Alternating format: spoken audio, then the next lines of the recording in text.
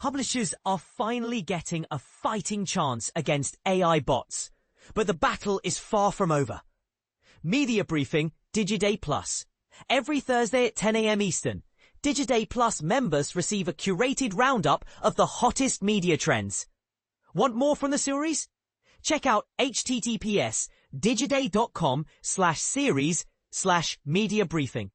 This week's focus: the classic catch-22 of blocking AI crawlers versus opening the door to licensing deals.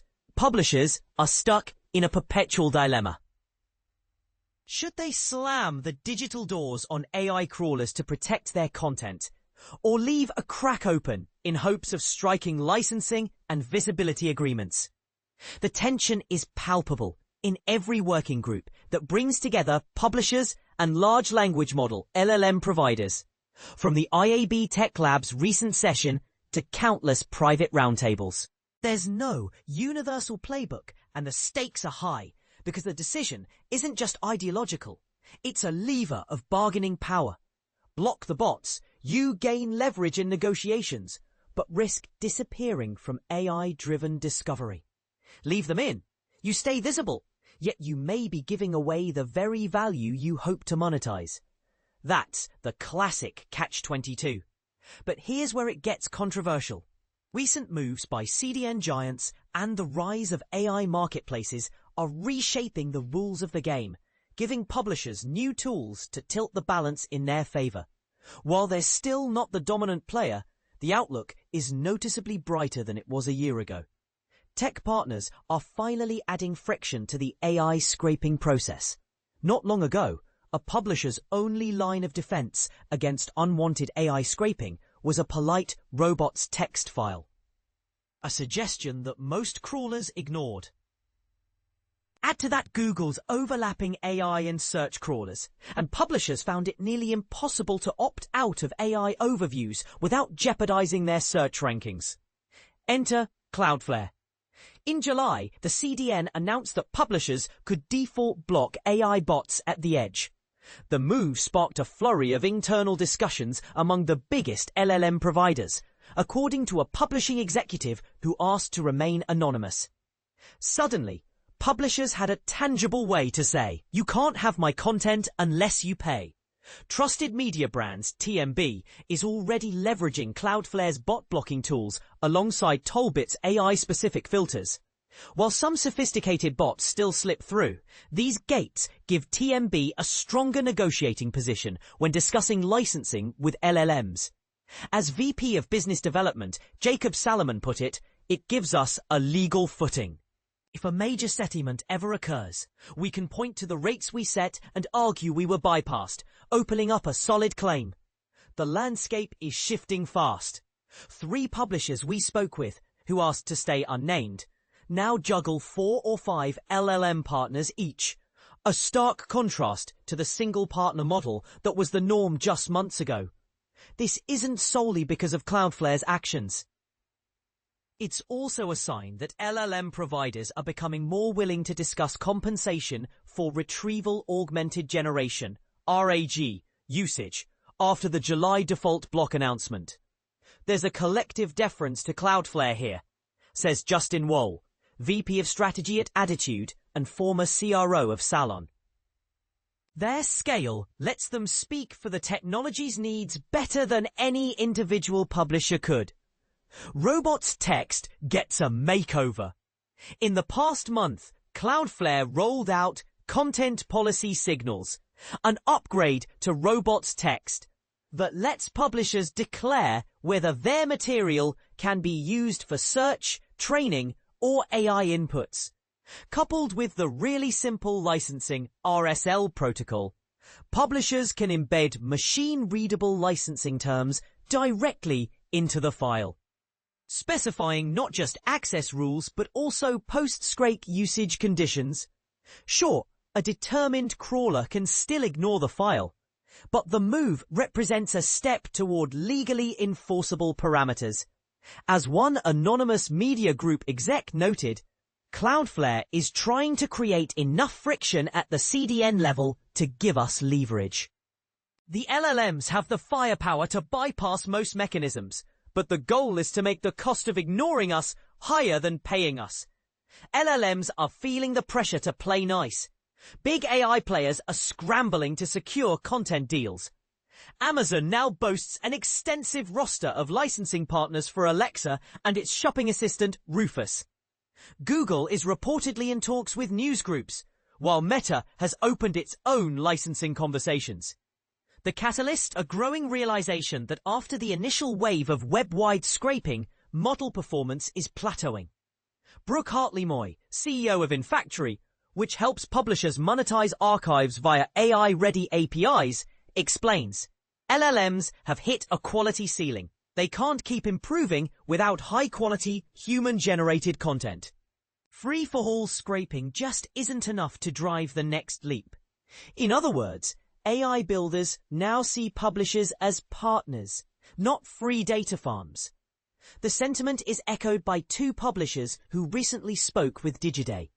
Microsoft's nascent AI content marketplace is deliberately positioning itself as a fair pay platform for a select group of publishers. The message is clear. You should be compensated for the value of your intellectual property. Is Microsoft being altruistic? Probably not. As Wall points out, Microsoft lost the search battle to Google and doesn't want to lose the AI battle either. By building a marketplace that relies on premium content, they hope to gain a competitive edge. Microsoft's struggles will be taken seriously, especially after Bing Chat and Copilot failed to capture significant market share versus ChatGPT, Wall adds. What the next 6 months could look like? Expect a blur of standards, protocols, and infrastructure tweaks as companies race to define the economic model for the open web. Publishers, already outgunned in tech resources, are scrambling for every advantage. We're outgunned on technology, resources, and engineering, admits a senior publisher executive. Big tech is chasing trillion-dollar markets. If we don't provide value to them, our very viability is at risk. What we've heard from the front lines. It's in the millions. 10 to 30% of our traffic now comes from bots. Head of Business Development, unnamed publisher, discussing weekly AI-driven traffic. Numbers that matter. 26.7%, the share of The Economist that's up for sale by philanthropist Lynn Forrester de Rothschild. Source, Axios. $150 million. The price Paramount paid to acquire Barry Weiss's Free Press. Source, Wall Street Journal. 500 Guardian staff members who convened to tackle a transformative project aimed at countering AI and referral traffic challenges. Source, Press Gazette. Tens of millions, queries handled by the Washington Post's chatbot. Source, Press Gazette. What we covered this week.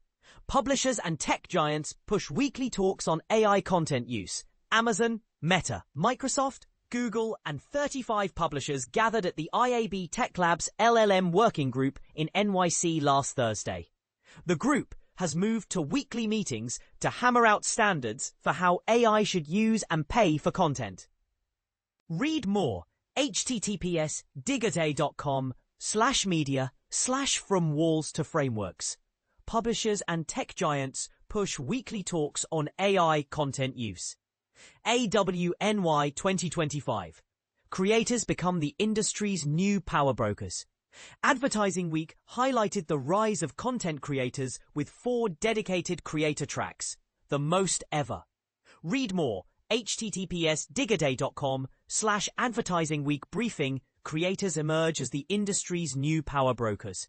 Trusted media brands. At the table, but holding back.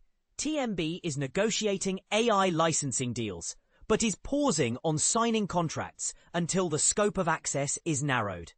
Read more. https://digaday.com/media/in the AI deal-making rush. Trusted media is at the table but holding back.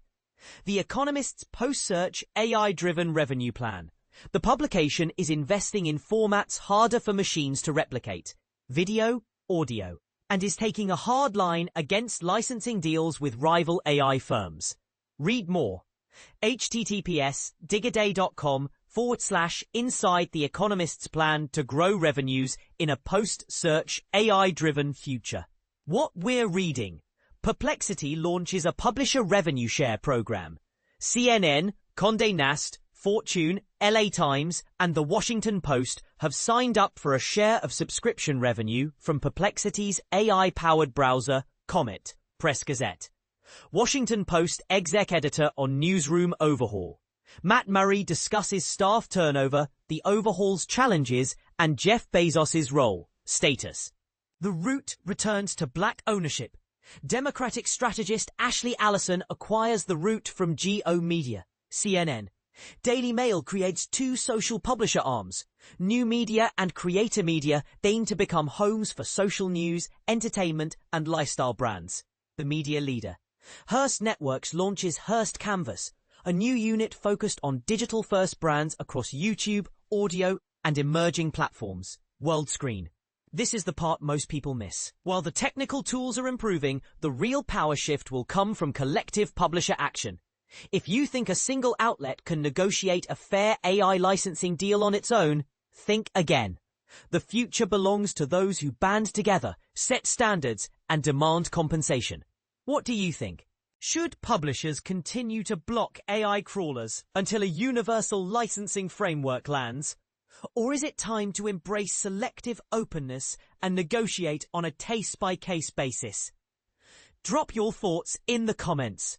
We're eager to hear where you stand.